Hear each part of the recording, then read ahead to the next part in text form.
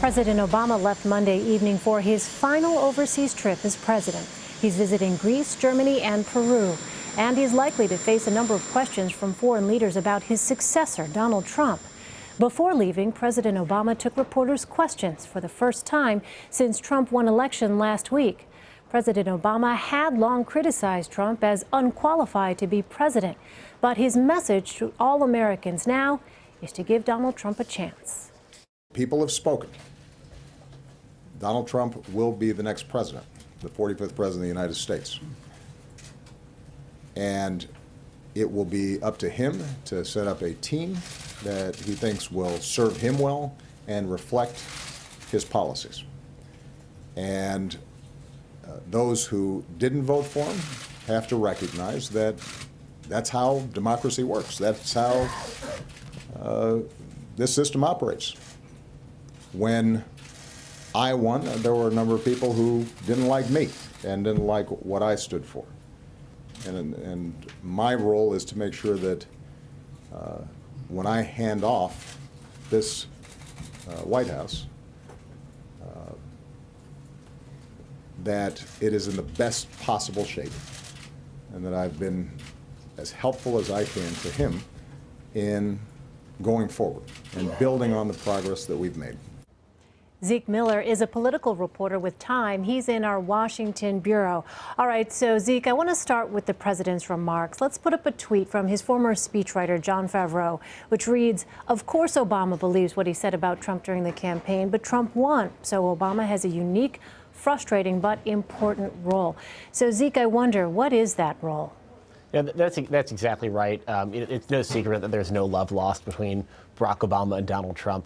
But, you know, in the president, my boss, Michael Duffy and Nancy Gibbs, they both wrote this. They wrote this book a couple years ago called The President's Club. There's this sacred and solemn bond between the people who've been in that office, where they try to avoid criticizing them publicly.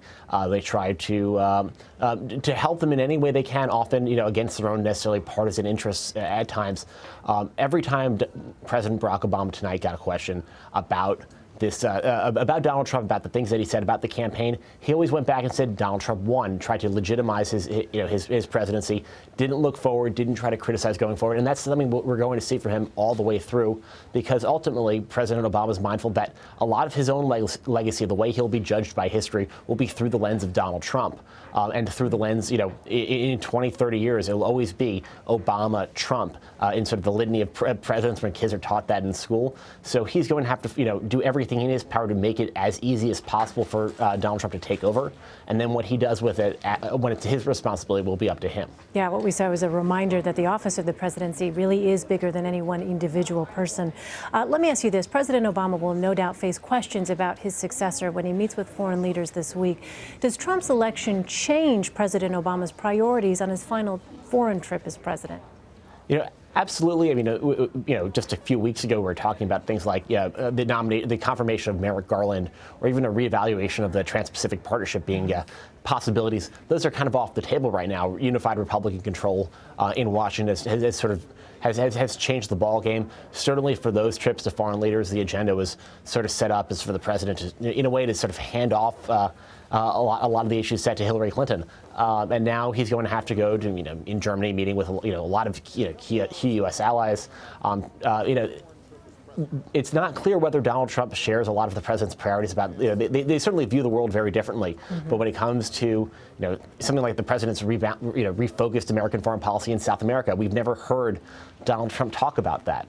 You know, when the president's improved, that will certainly be an agenda item. And in Europe, obviously, some of the same populist forces that brought Donald Trump to the White House are going on there. Some of them started there. And, you know, a lot of the parallels are something that a lot of European leaders are certainly very mindful of. Yeah, the president deflected a question about Donald Trump's hiring of Steve Bannon as chief strategist and senior counselor. Trump's inner circle now includes two sides of the Republican Party. Bannon and RNC Chairman Reince Priebus will be chief of staff. How compatible, Zeke, do you think those two sides of the GOP are? You know, they're united in winning, and so, you know, it's the extent in which there's a discrete fight against the opposing party. They will be somewhat united by necessity, because they're both, you know, interested in victory. That's what got them here to this point. Governing is an entirely different endeavor. And right now, Stephen Bannon and Reince Priebus are sort of like the two angels on the shoulder, whispering different things, do this, do that. And which of those sides wins out will may determine the course of the next 4 years. Is Donald Trump sort of the provocateur president, breaking all the norms in Washington and around the world, or does he try to sort of take on a sort of more technocratic, business-minded approach? That is sort of what he sold to a lot of his supporters. That's ultimately going to be his choice on who he decides to listen to. He brought both of those voices into the White House with him. But which of those voices win out, and they're not, and there will be a lot of instances where they're not compatible with each other. That may determine a lot going forward. Well, Zeke, already many of the names on Trump's list for cabinet appointments have been part of the D.C. establishment for years. Do you think there is a conflict between Mr. Trump's vow to, quote unquote, drain the swamp, as he said during his many rallies, and hiring establishment figures? There's certainly a conflict there. We've seen in the transition team so far, it's been stacked by lobbyists and quote-unquote Washington insiders. But even within the Washington establishment, there are different, there's sort of the really core, you're really in the establishment, there's a club you're in and there's a club you're not in.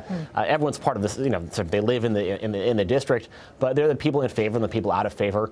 Right now, on the short list from pretty much every position, it sort of runs the gamut of the outside. There's almost always an outsider pick. There's an insider, maybe a couple of insider picks there as well. And how Donald Trump chooses to staff his administration will reflect that same, that same battle between the two angels over on his shoulders. So how does he want to govern? How does he want to stack his administration, personnel as policy? Does he want to really, truly shake things up, or does he want to find a way to bridge the gaps? His aides all through the campaign said he was far more pragmatic than he often let on. Now will be the time to see whether or not that will bear out. People will be watching closely. All right, Zeke Miller, thank you so much. Thanks for having me.